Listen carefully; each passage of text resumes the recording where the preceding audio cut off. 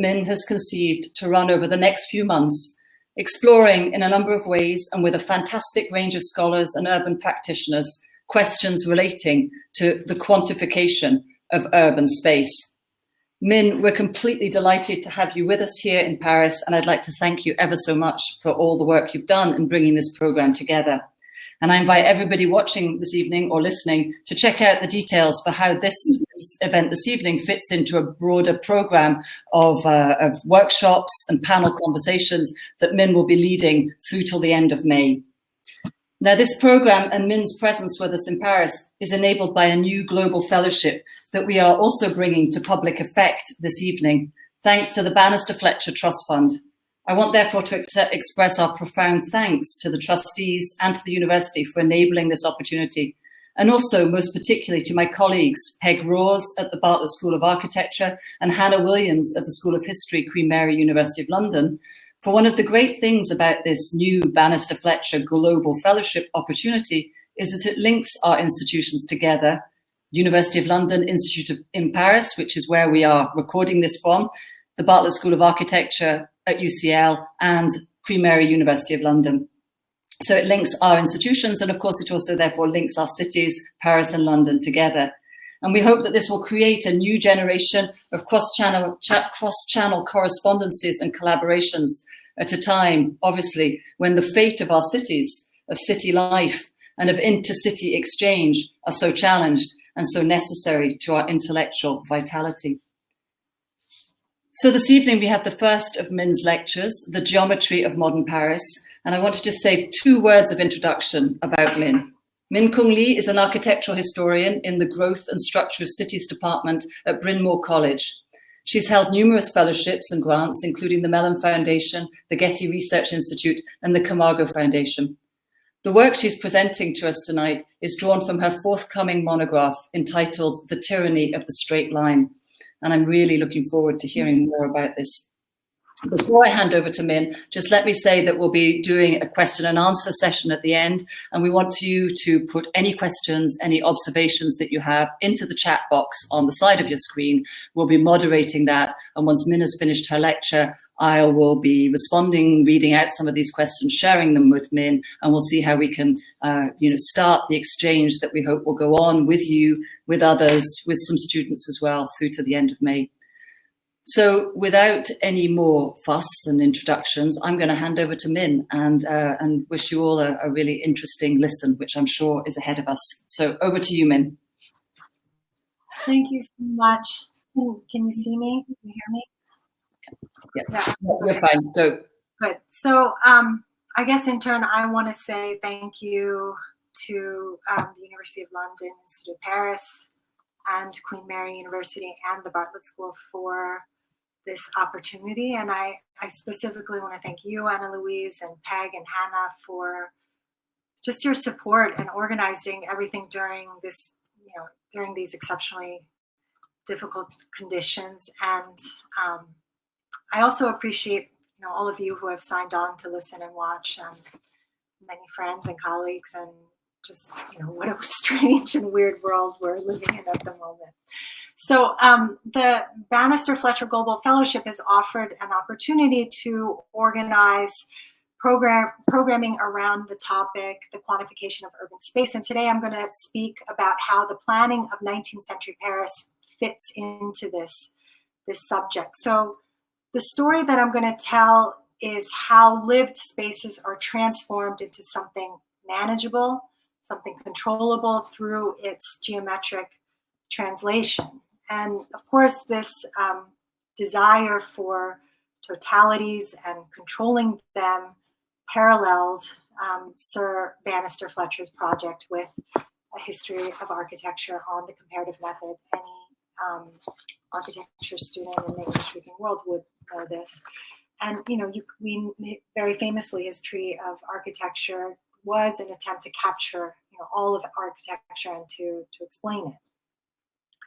So my motivation in looking at the 19th century is to locate how the modern world was shaped and how current practices in measuring and representing our world and ourselves have their origins in this period, of which Fletcher and his history were part. And the questions that I want to ask are, can we understand our present concerns over technologies that now mediate our world within values that emerged a century ago? And how are we still living with and contending with the quantification practices of shaping space with these values? So it's precisely this process of translation, of taking experience and trying to objectify it, to control it, to shape it, that I think defined the modern experience more than a particular style or a finished structure. So my talk, oops, I think there's a slide. Okay, here we go. My talk will proceed in 4 parts. The first part will address the cartographic grid. The second part, the surveying of Paris, and there were 2 surveys. The third part is about its drawing on and from those grids. And then the last section will open up and move on to how these specific inquiries about Paris relate to quantification more generally. And that's where I'll speak about the goals of the upcoming program on the quantification of urban space. Okay, so the first part, the cartographic grid.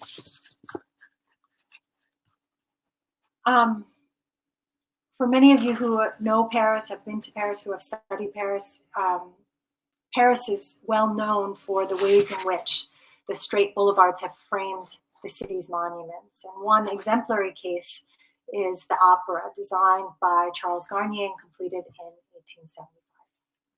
Most studies of this have focused on how the relationship between the lot, streets, building have emerged together to anchor this new fashionable district of the city. However, what I always found curious in this rather kind of awkward angle at the avenue is its beginning. Let me, how do I use the cursor? Oh, here we go. Sorry for that, I just learned how to do this. Okay, here we go. So this angle right here, where does it end up? So we know very well that the avenue frames this building, but I'm curious about what's happening here. So if we look towards the Louvre, the principles of circulation, of monumentality that guided Haussmann's Paris do not seem to be apparent. And the question is just simply, why this angle? And in my archival studies of the city's planning, I found a curious answer, and one that led me to think about what it means to represent the city geometrically. So what becomes evident is how a cartographic grid, an element that materially only exists on paper, determined the built environment of Paris. And I'll explain what I mean by this. So you're looking at, on the right, a plan of the opera. On the left, it's drawing on a sheet of a map that I'll explain in a second. And this gives you the total view here of that plate, or not the total view, but the total view of the lot. And what I found, and this is just using a ruler, is how certain angles of the boulevards of the lot meet these intersections of this grid. You can see the grid here outlined. And I'll go through. And so you see that the odd shaped angle is meeting that grid. You can see it in detail maybe here most easily. Okay, so what I want to talk about is the significance of this grid. What is actually composed, which is actually composed of several grids, what these drawings mean, how these plans pertain to the translation of the city's spaces into a graphic language, and then used to project a new urban fabric.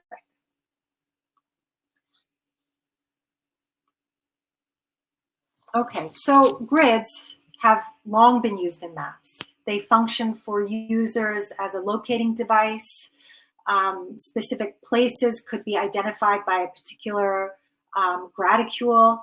Coordinate grids were used by map makers to plot points on the surface of the paper and to preserve the proportions of a drawn figure across different media. I think the best example of this kind of functionality is Durer's woodcut, well-known woodcut, which shows a draftsman making a drawing of a woman with the aid of a perspectival machine or a gridded screen. Right, so this translational capacity of the grid was well appreciated in all arts, and grids were found and are found in the armature of paintings and frescoes, sculptures, drawings, and of course maps. Yet in these cases, even if the grid was integral to a map's making, it was often omitted in the final print. Now, by the mid-18th century and throughout the 19th century, however, the grid began to appear consistently as a printed graphic element on urban maps and plans. And so as the meaning of the map's accuracy came to be tied to new values of precision based on geometric correspondence rather than pictorial verisimilitude, the grid became an important symbol of the map's objectivity. Orthographic maps became a standard way to represent space, and specific to this representational mode was it allowed architects, engineers, and administrators to draw on them. So this modality suspended both printed description and drawn projections onto a single sheet of paper. The significance of the grid in urban plans was augmented with its integration to the standardized measure of the meter. The adoption in France of a single system of measure meant that all distances were relatable. They shared a mathematical and planetary reference. Distances were understood quantitatively instead of experientially, right? So that pre-modern measures were often based on the body or labor or particular environmental concerns or conditions.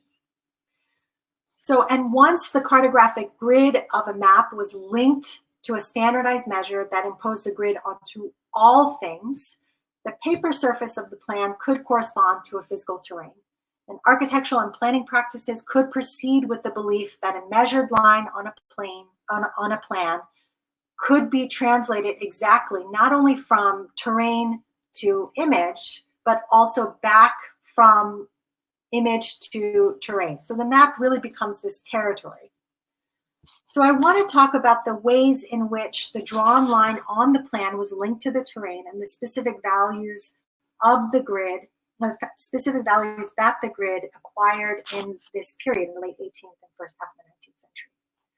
Synthesizing intellectual values of objectivity, economic goals of transferability, and political aims of standardization, the grid became a device that permeated all aspects of spatial design. The grid was both instrument and representation, yet its pervasiveness also made it really difficult to grasp in material and physical terms. Its abstract form, could represent both part and whole, order, disorder, concentration, dissipation, detail, outline, container, contained, space, and line, boundedness, endlessness, and thus really easily adaptable for various and variable political and social advantages.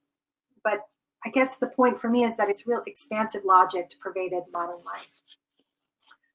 For much of the 19th century, Paris's terrain was marked by hills of stones from demolitions, craters of excavated soil, and rising wooden scaffolds and towers with new buildings. The lived experience of the city did not necessarily express itself as a stable image, which ultimately fed into a visual culture invested in projecting one, such as by many of the famous avant-garde painters of this period. However, architects, engineers, and administrators were involved in different kinds of alignments and political values, proposing images not of critique, but of entrenchment. When printed, the grid allowed for a drawn line to tether what was to what could be, transforming the map into a site outside of any specific time, and as a consequence, even outside of history itself, right? It gave the illusion that the plan was not a contingent artifact and that its use was totalizing. So how exactly was this grid that we see here composed? What is it doing here? Now, to answer this question, I have to take a short digression to discuss the authority of urban plans and their privileged views, and how they go about making claims to represent the terrain.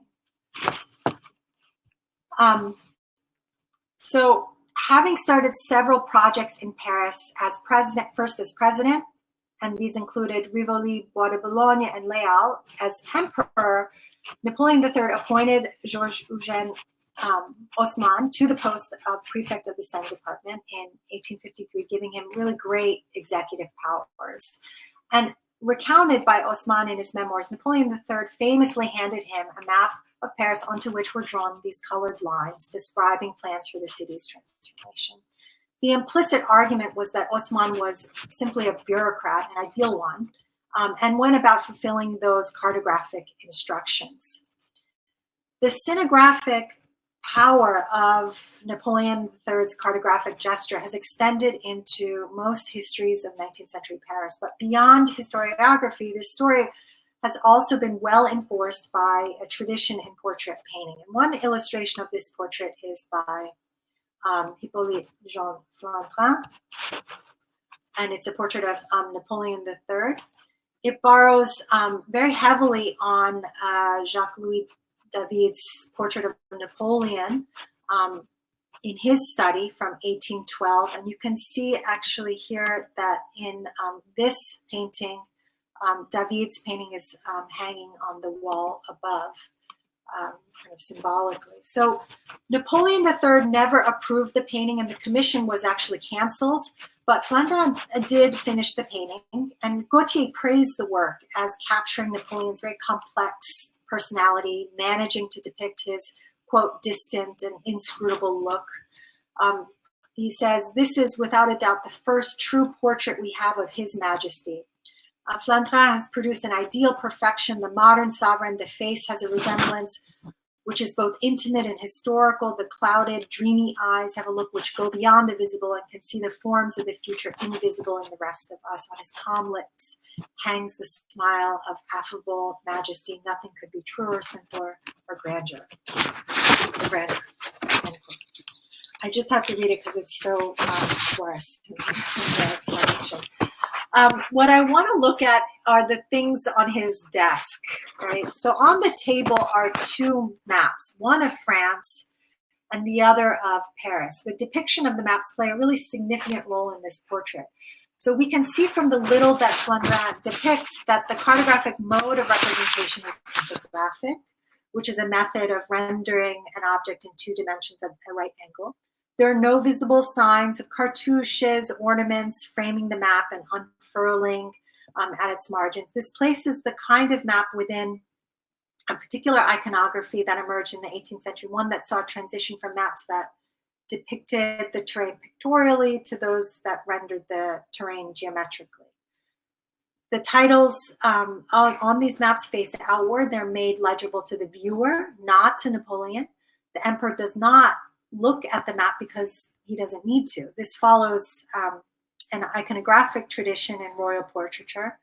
The convention features a leader or a sovereign who neither points nor looks at the represented map. The act of looking at the map is intended for his subjects, either pictured as subsidiary figures within the composition or assumed as viewers of the painting itself. For the ruler already knows the terrain as an extension of himself and his body. So it's in the act of looking at the map that interpolates the viewer as the ruler's subject. And we have many examples of this. So you have this portrait here of Louis XIV. Here he points to some plans. We have another portrait, this by Louis Tocqué, of a young dauphin. And then probably most famously, we have Teslin's tapestry from the series History of the King. Now, this shows the king at the center, and he's surrounded by the founding members of the new academy presented by Colbert.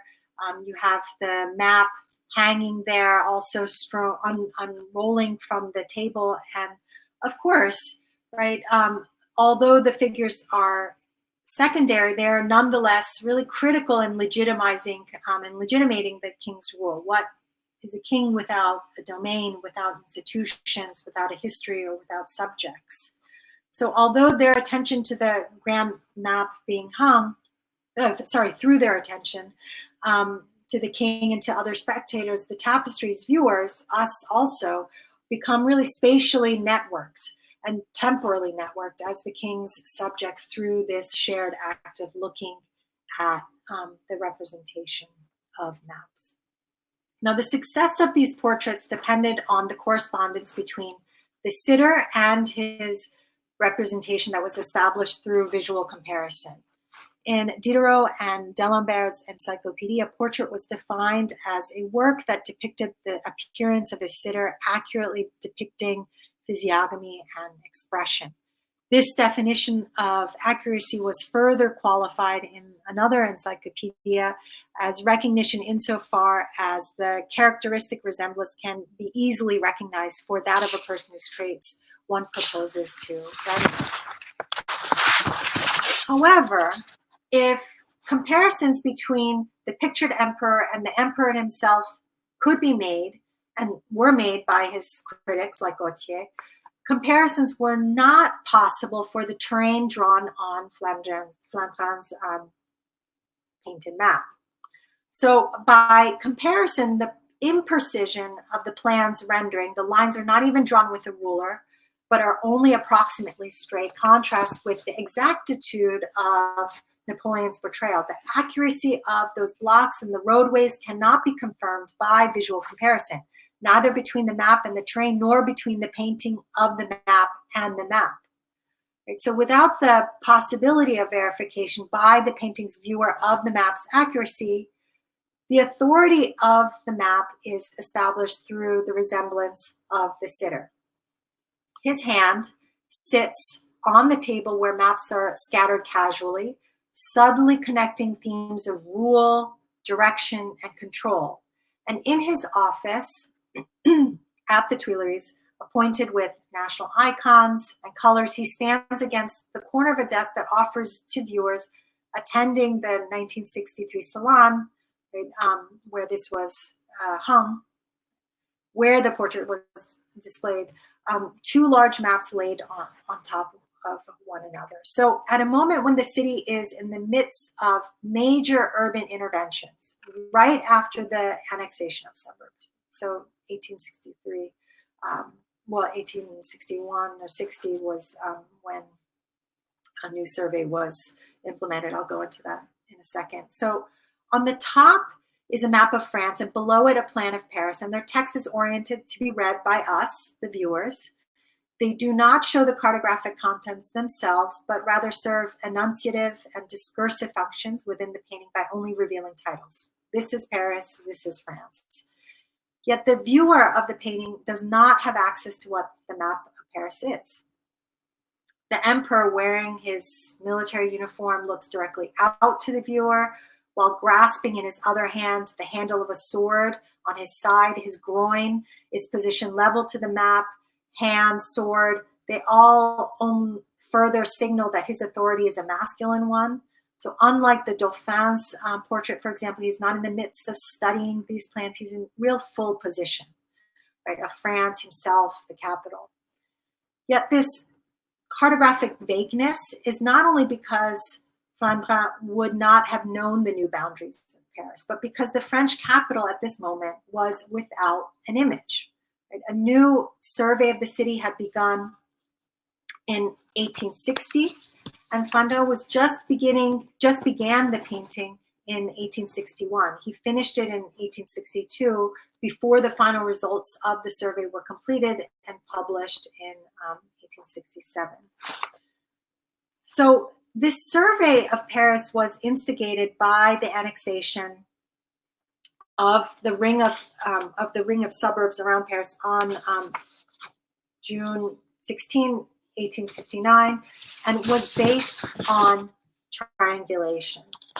Okay, so I'm going to talk about this survey. Now, the comprehensive survey was directed by a new administrative office led by an architect named Eugène Deschamps, who was charged to control the production of all official maps and plans as the head of this new agency, the Service du Plan. The results of this survey were completed, compiled, and published in 1868. In order for Deschamps' map of Paris to be drawn, there were 65 pine towers erected across Paris. These towers were built for the purposes of triangulation, the primary method of surveying. However, triangulation was not only a geometric method to measure distance, but it was an abstract means to level the terrain of the city. It was a method to translate the terrain into drawn lines. I'm just showing you some satirical cartoons by Cham on surveying that were of this period. Now, each one of these points, I'm going to show you the triangulation table. So each one of these points that you see here in this web of triangles represents a station for triangulation. So a station meaning each one of those tiles. And they were based on the formation of this network of triangles.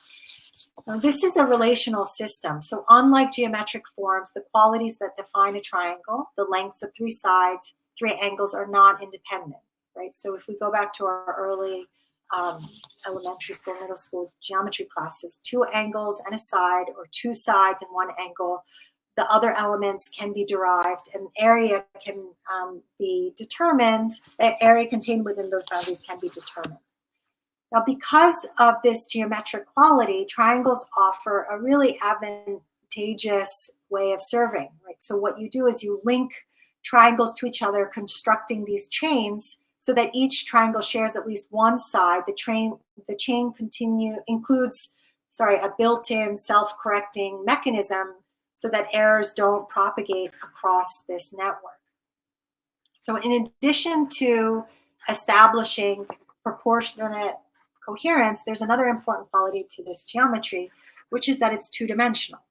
Right? Triangulation was meant to translate and establish a link between map and terrain by creating a common spatial denominator, which is basically flatness, horizontal flatness, and which is ultimately maintained by a grid. A method that required even measurements, the process of measuring distances from towers transformed the various elevations of Paris's topography to a single and consistent height that related the surface area of the city to relate to the flat surface of paper. So if surveying had reduced the city to straight lines, it assumed a flatness that did not yet translate into reality. Until the second half of the 19th century, each surveyor developed their own system of levels, or none at all. Working at a small scale and on the ground, differences between plans and terrains could often be managed on site. However, with the vast scale from which these plans were, the vast scale of the urban network extending across the city, and with the surveyed map as the terrain from which plans were drawn, that is, planning starts to occur off-site, the omission of elevation surveys created real problems. So, for example, without a topographic survey, the level of the new extension of Rivoli was well below the level of the abutting blocks. And ultimately, triangulation was as much about translating Paris's physical terrain as it was about generating a new paper terrain. The resulting paper map presented a new spatial reality on which new building projects were drawn. So road openings, their angles, intersections, patterns of circulation, blocks, etc., conformed to the logic of the flat surface of the plan, and were all mediated through this paper material. Now, the verification of the map's correspondence to the terrain was not based on visual comparisons or pictorial similitude as in the portraits, right? But rather on the reproduction of the methods of its ground survey as indicated in the triangulation diagrams that we see here that are that were printed on these maps. These tables on the margins delineated the method of its production and posited the plan as accurate because of the survey.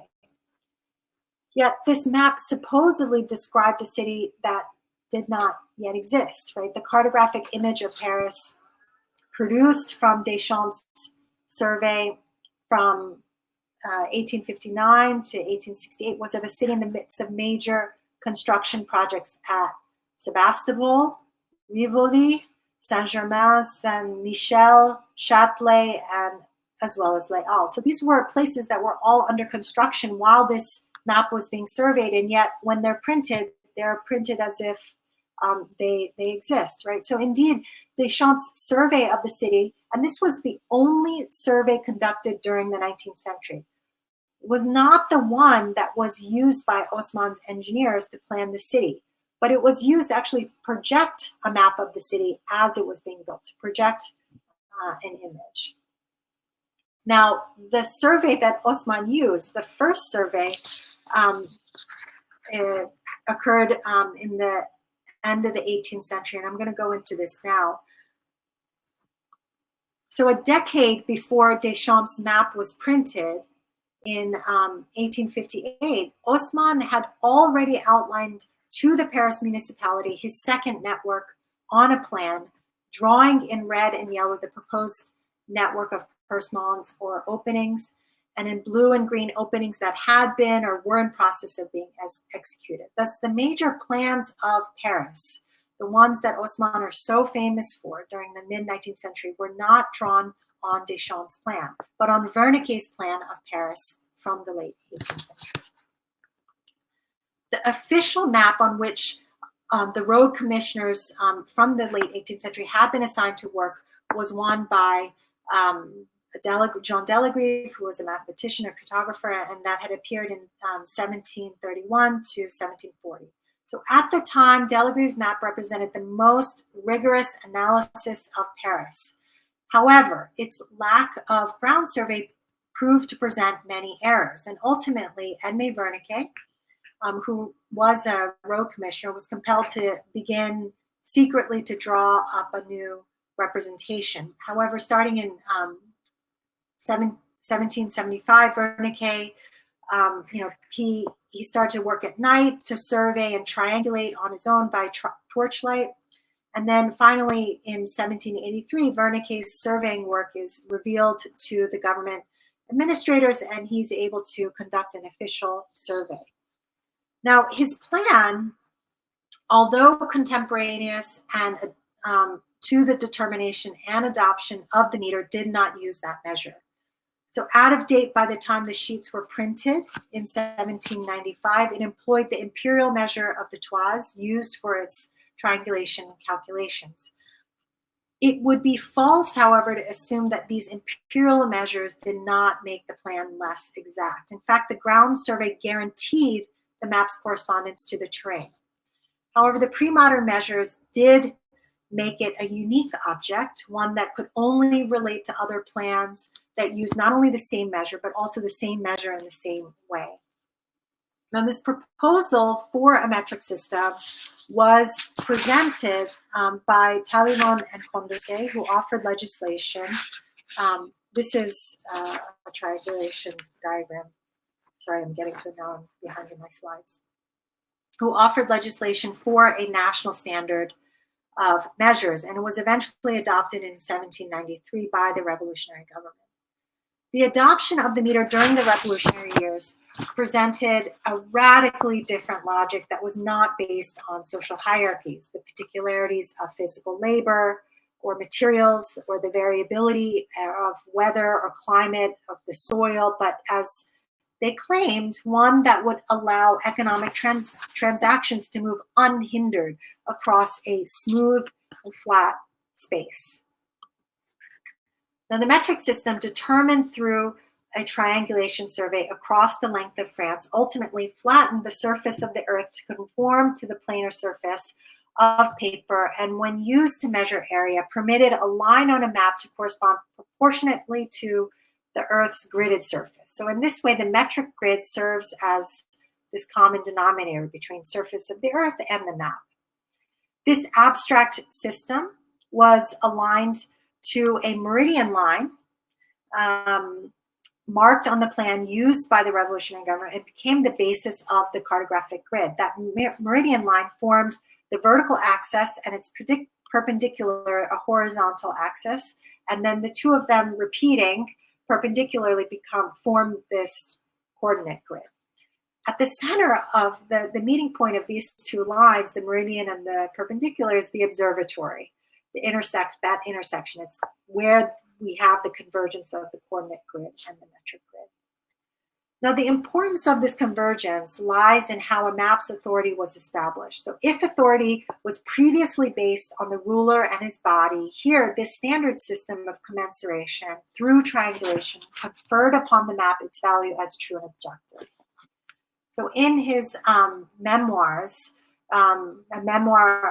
essay on the metric system, Aimé François Jomard, who was the director of the description of Egypt, he was also the head of the maps department, wrote, "Geometry, more than any other branch of knowledge, offers the means of achieving truth. In effect, the theorems of geometry do not allow vague interpretations to hold." End quote. Geometry, and accordingly its graphic expression, was understood as an unmediated path. It reduced the world to lines incorruptible by human error and fallacies and offered clarity when there is none. But I mean, as you'll see, there's a lot of vagueness to these lines. Like that.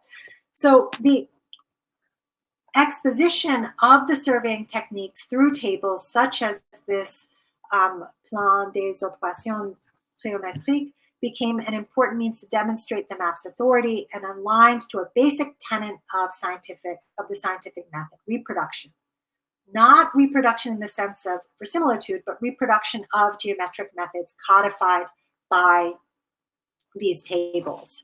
The table was meant to demonstrate the scientific methods used to produce the map, as well as to justify its accuracy by making transparent or supposedly transparent the processes used in the map's quantitative production. Since the image of Paris was not comparable to the lived city in its resemblance, its legitimacy as an accurate image was based on a claim that the methods of the map's graphic production, if repeated, would result in the same image. However, based on how schematic the triangulation diagram was, there is little possibility that a viewer could reproduce the steps taken. The surveying stations are imprecisely indicated, and there's generally a lack of contextual detail to understand how these lines were formed. Thus, in the end, right, the triangulation diagram functioned symbolically. It performed a rhetorical and ideological function, much like the cartouches that we generally see of royal decrees and crests that symbolize the king's authority. It was not enough that Paris was measured and drawn based on consistent methods or consistent mathematical calculations. The map had to present itself as such, as a result of scientific values. Okay, so just to recap here, what I've traced is how this kind of urban representation gains value as an instrument to know a city, how it gains authority, especially when it no longer corresponds to one's lived experience of the city. And triangulation was a method to plot the location of the monuments, but there's also this matter of reducing spaces into lines. So what does this line of this boulevard actually correspond to? The curb, the sidewalk? Or what about the textures and materials of building not articulated, let alone any of the atmospheric qualities and the psychological borders and throughways not translatable geometrically? Right? So triangulation was about believing in an accurate representation. And once that correspondence was secured, once that belief was secured, once that translation was deemed accurate, the map could be used to study, manipulate, and manage the space it represents through drawing. Okay, so I want to go back to that first example that I showed of the opera being drawn on this map and talk through another example of Les Centrales. So beginning in the 1840s, the neighborhood, so this neighborhood of Les Halles was under pressure to the north with the reorganization of the central markets. The impulse to intervene in this area concerned this growing dissonance between the geographical center of the city, which is really about here, and its demographic center with the increasing displacement of its wealthier citizens moving into the northwest, to which Garnier's opera building would be its architectural jewel. And it was leaving the center of the city to the working classes. So in the In the 1845 plans of Leal, Baltar, the architect of this project, tentatively extends the rectilinear form of the market to its surrounding street east of the circular Hall du Blé. So east is this direction here. And in successive iterations until 1854, the entire plan becomes a reified gridded urban system. Okay, but again, what is its orientation? With and the answer is actually on this larger plate here. And again, this is a plate that was based on the surveying that was done by Wernicke on maps that were printed in the 1830s. So what is its orientation? With the extension of the Louvre here, extension of Rivoli here to the south, the Rue du Louvre here to the west, and Boulevard Sebastopol to the east, the quartier really becomes this gridded scheme altogether.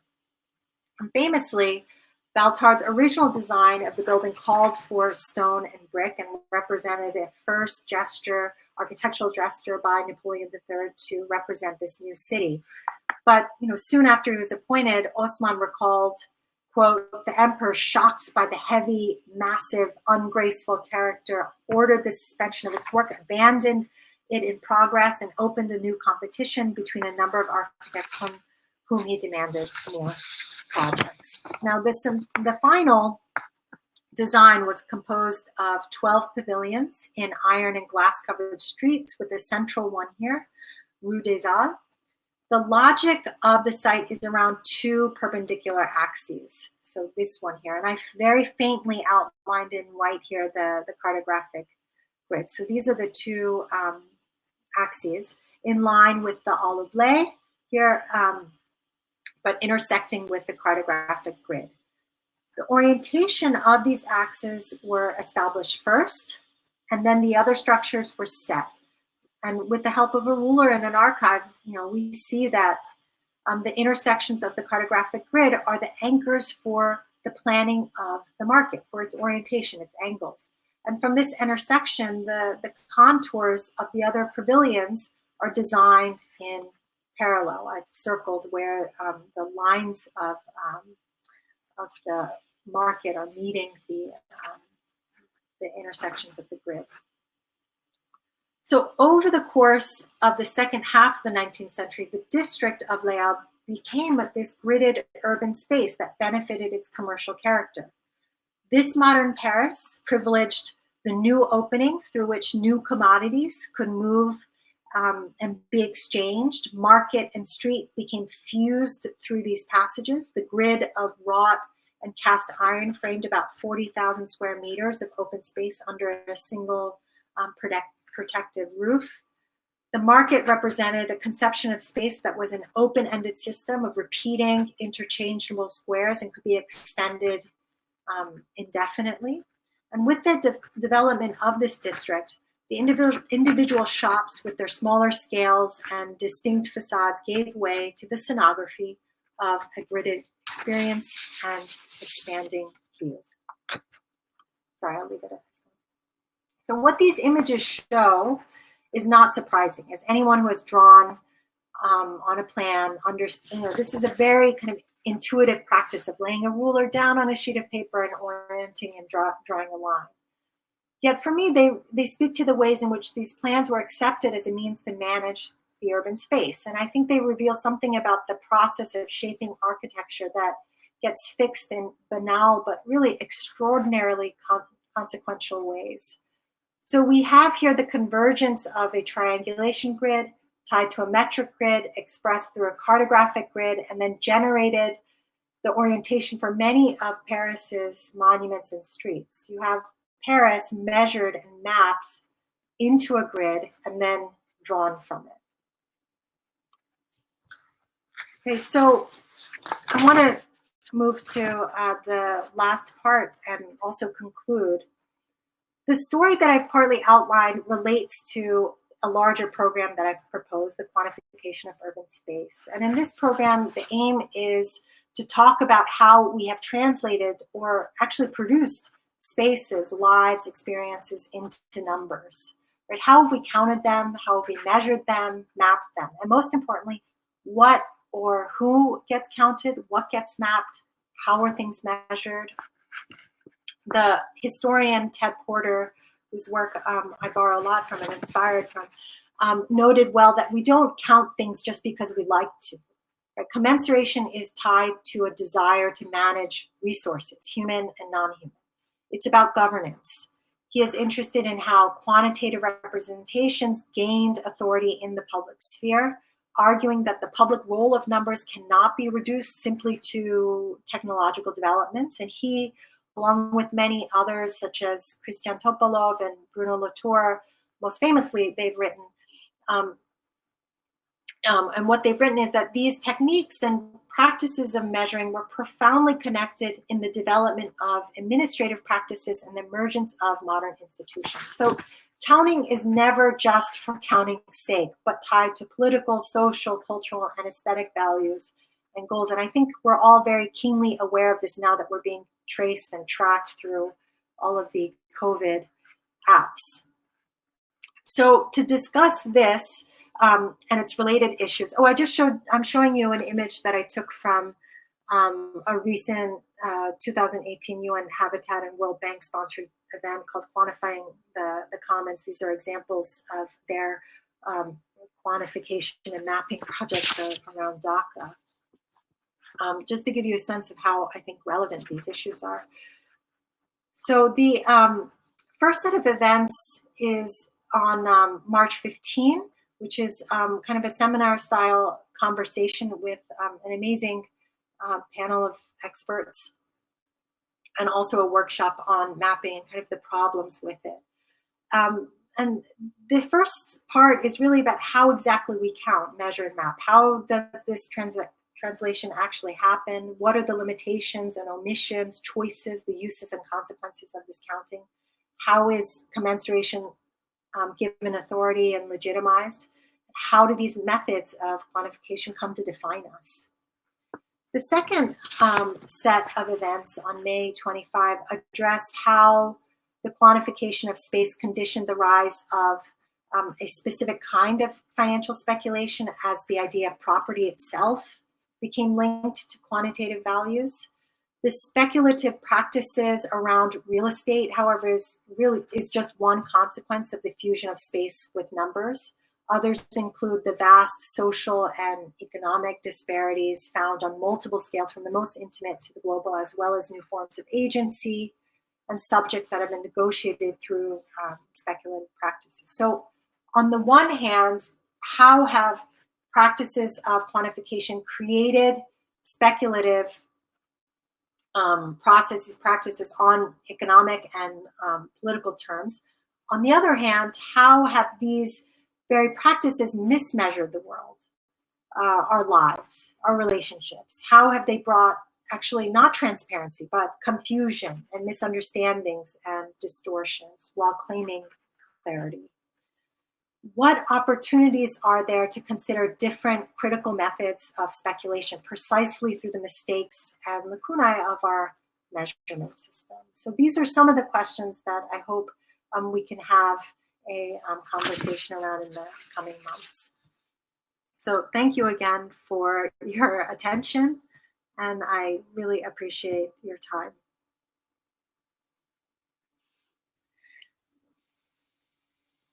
Okay, thank you so much, Min. There's so much in that. I'm just like really, I feel like I'm sort of spinning on the top of a map and wanting to get sense and hold on to something. So as I am sort of like, spinning around across different axes of Paris and trying to orient myself, just let me say to everybody out there, please put your questions into the chat box and we will be moderating them, bringing them forward, publishing them, so you should be able to see them, but I'll also read some out. But just while people are doing that and having a chance to do that, I have to admit, perhaps this, like, as I say, this desire to kind of hold on to something, and I'm slightly holding on to my paper with all my notes as I try and formulate this, running through my head has been that kind of, that really punchy Latour phrase which I've, kind of have found myself using quite often with students. I hold in my hand what holds me apart. And that idea that the map that is my tool is also what holds me apart from the city, which I think is what you're suggesting, so eloquently here. But at the same time, I just love the way in which you showed us all these pictures of the map sitting there within reach of the hand. So I suppose it's a slightly perhaps unfair question, but I'm just wondering, are there any other pictures where the map is actually in the hand, and in whose hand? Do we see any images of actually grasping that map?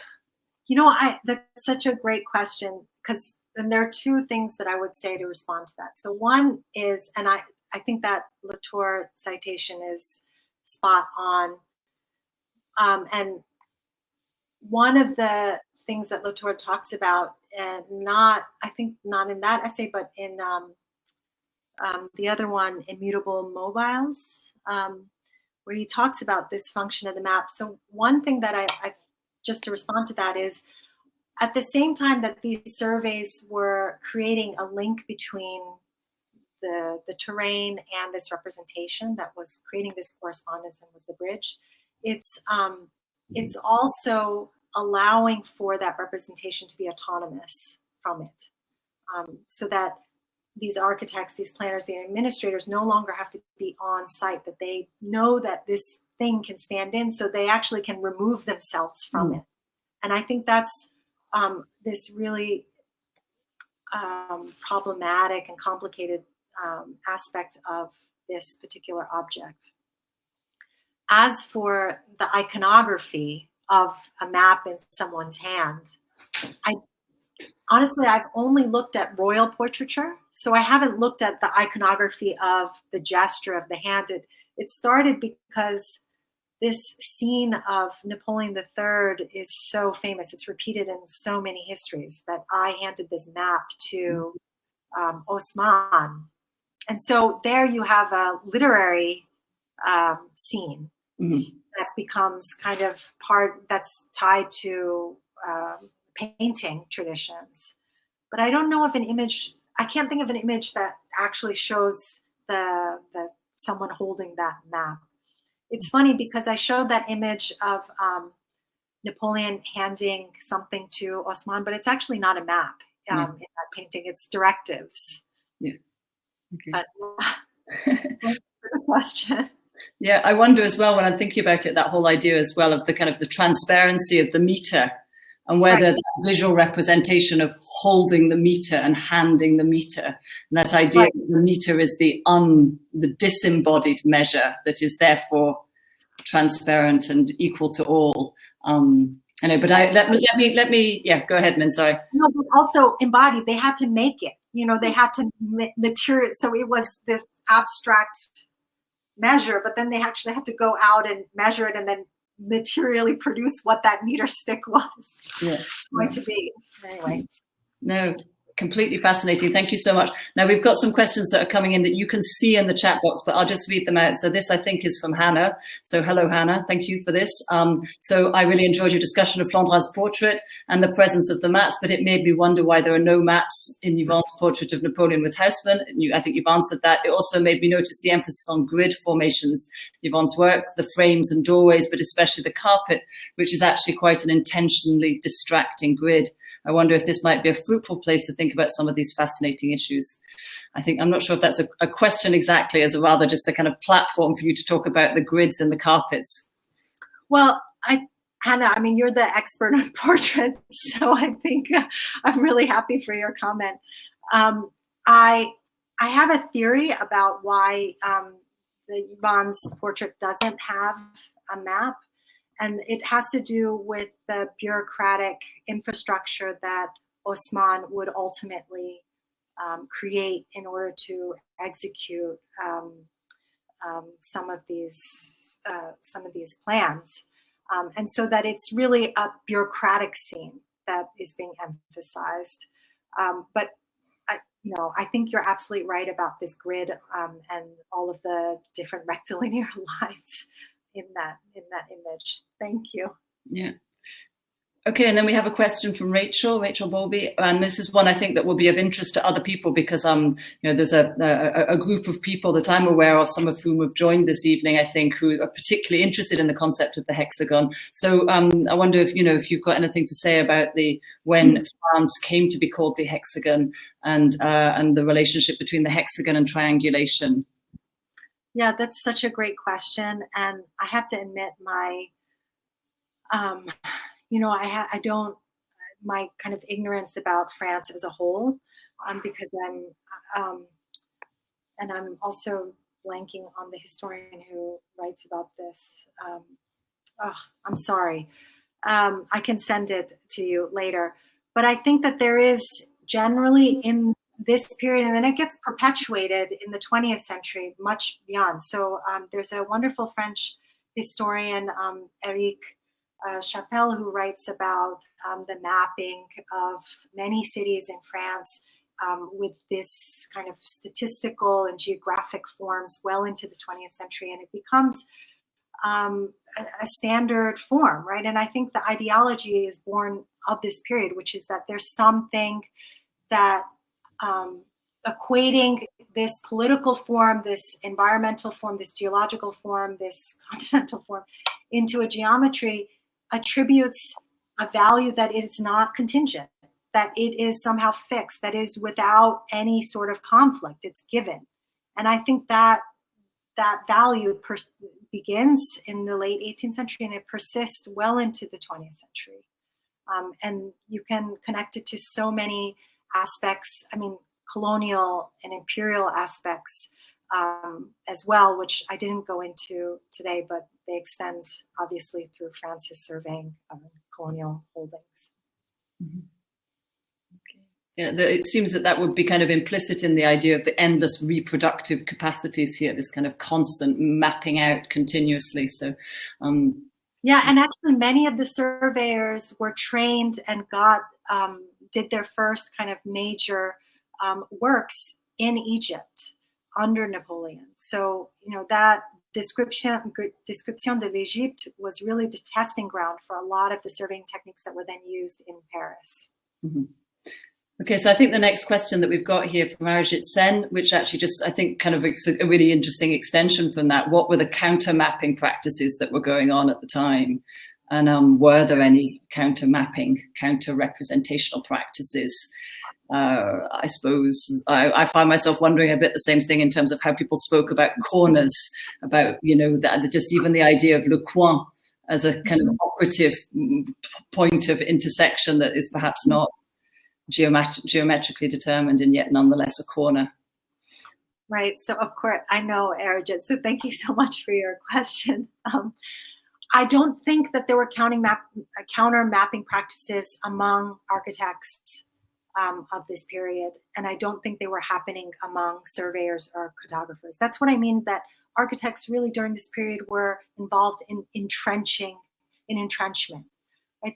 It was not a space of critical discourse. They were in the employment of the state. They were working for the state.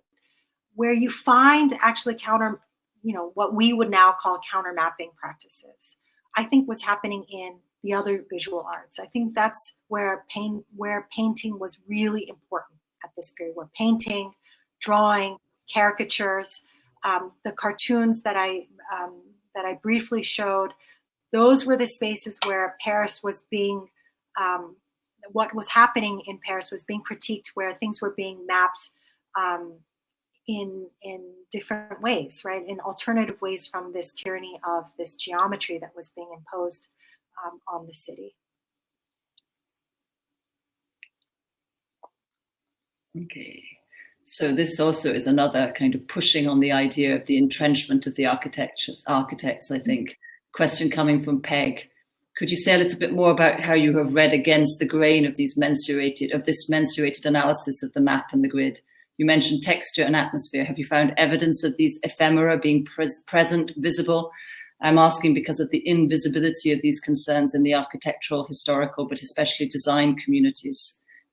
Yeah, that's such a great question. And I think that what happened, for me, what was so evident is how they completely disappear from these planning documents, all of these, ephemeral material atmospheric qualities. So you have them actually before, in the early 18th century and definitely in the 17th century, you have these beautiful maps that depict the materials, the material quality of the buildings. You even have figures that are moving through the spaces, and they completely start to disintegrate and disappear from these images, and it becomes this exercise of reduction, constant reduction, to the point where you even just have blank spaces. So you no longer even show the interior of the blocks.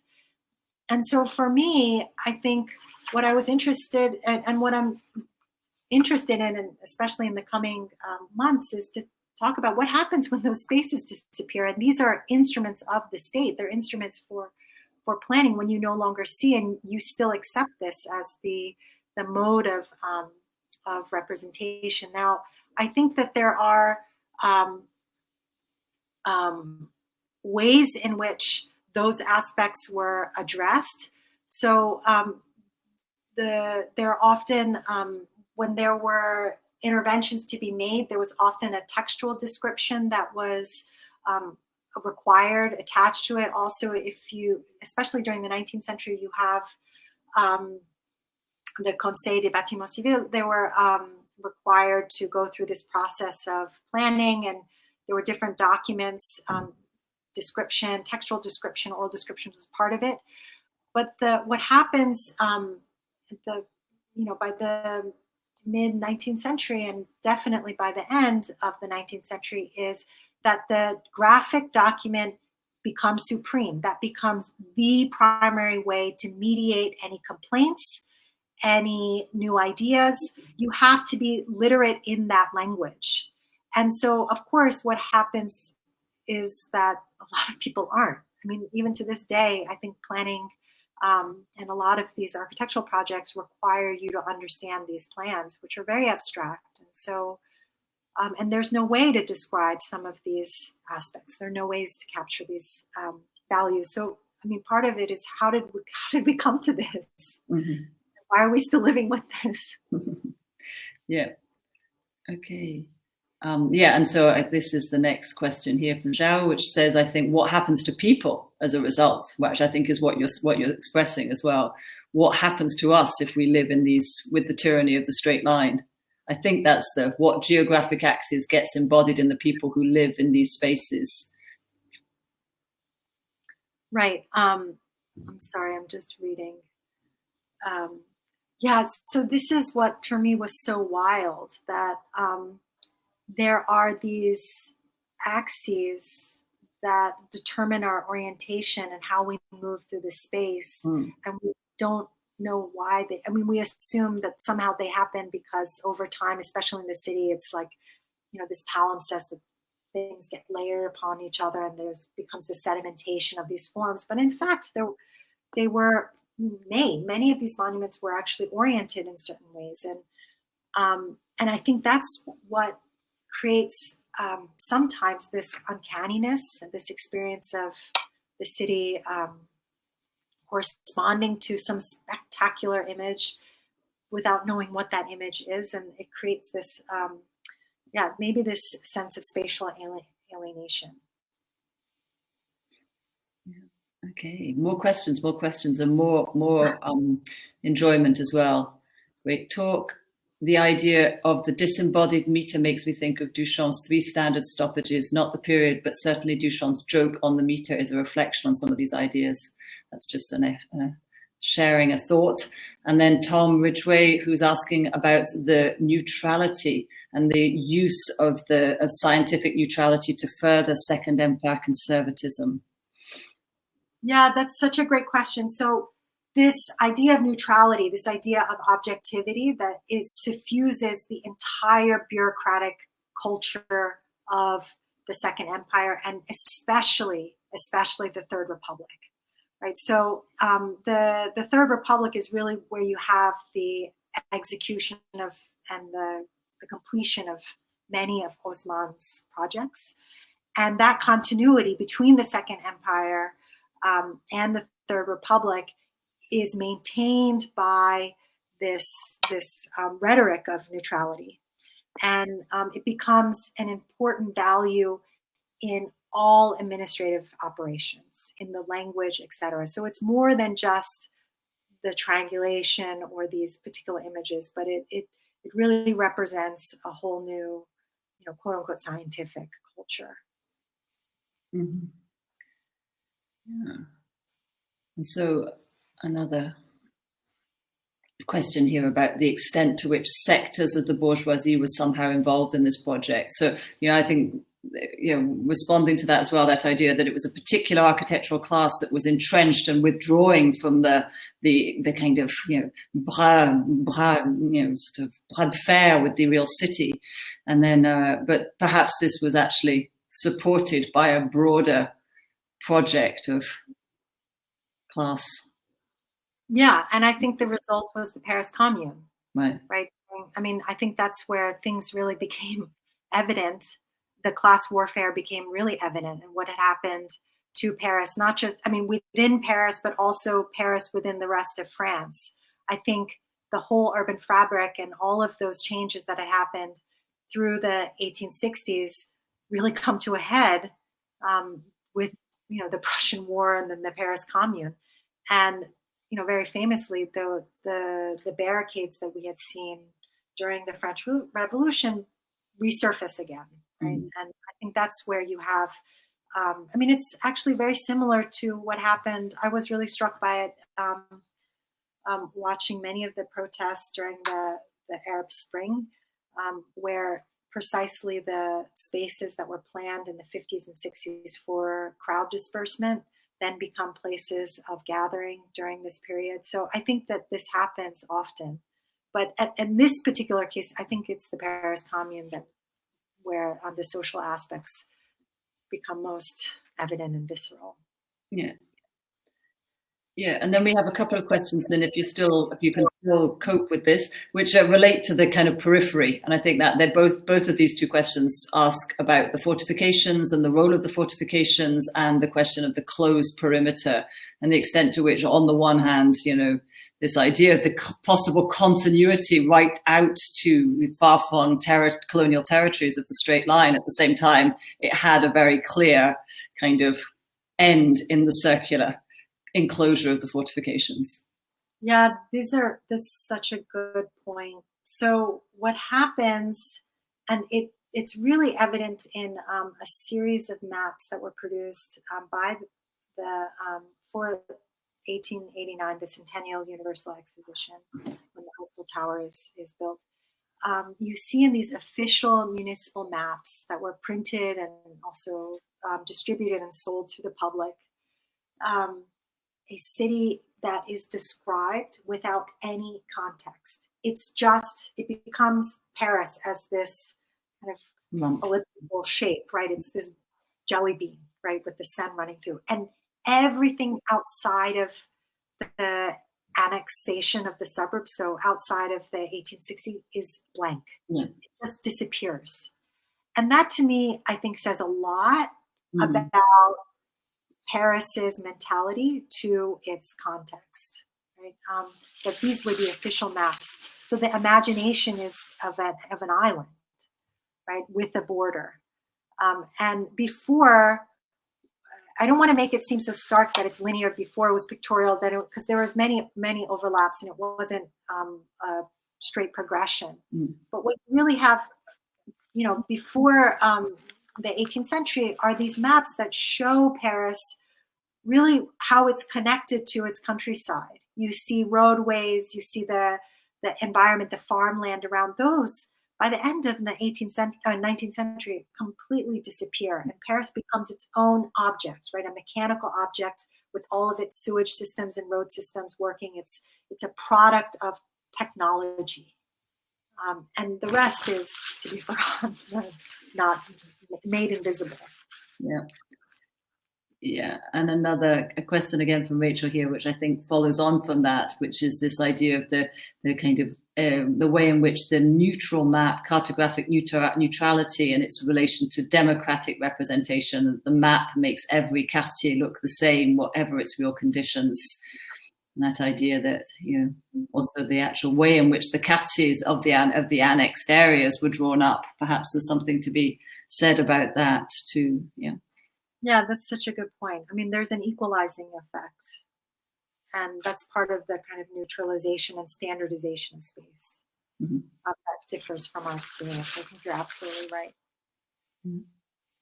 Okay, I loved your formulation. I think we should probably bring it to that, but the idea that the confusing of space with numbers, and I think that, that's just such a great way of thinking about where we're at as well. That idea that we're constantly trying to measure our real embodied experience of space against these really precisely against meters, again, the meter, the 2 meter, the 1.5 meter distance, and how we actually are living and breathing that quite specifically. And I think we've covered most of the questions, and I think you've given us so much to think about, Min. So thank you so much. And there's just one other small question, which was how do we find out information about the next sessions? This is the first evening, so that all of the rest of Min's program is ahead of us. So please join us again for that. The next panel conversation is on the 15th of March, which is again a Monday evening at the same time. So you can go to the website for ULIP, ulip.ac.uk, I think. That sounds right. And you'll find all the information under Quantification of Urban Space. So please check out the rest of the program, and it is, as I say, all ahead of us. And the sections of this talk will be also posted on the ULIP YouTube site. So we'll be putting that up also via the website. So you can check out some of the graphic dimension again if you want. I think there's one other thing. Let me just check before, because I have to go back and see. There's just lots of different thanks, which I'm going to be passing forward to you, to Min. And I think on that, we should probably say thank you ever so much and cycle out into the curfew space of Paris and feel the whole city empty and unmapped around us. Okay, so thank you ever so much to everybody for joining us, and thank you, Min, for a wonderfully rich talk.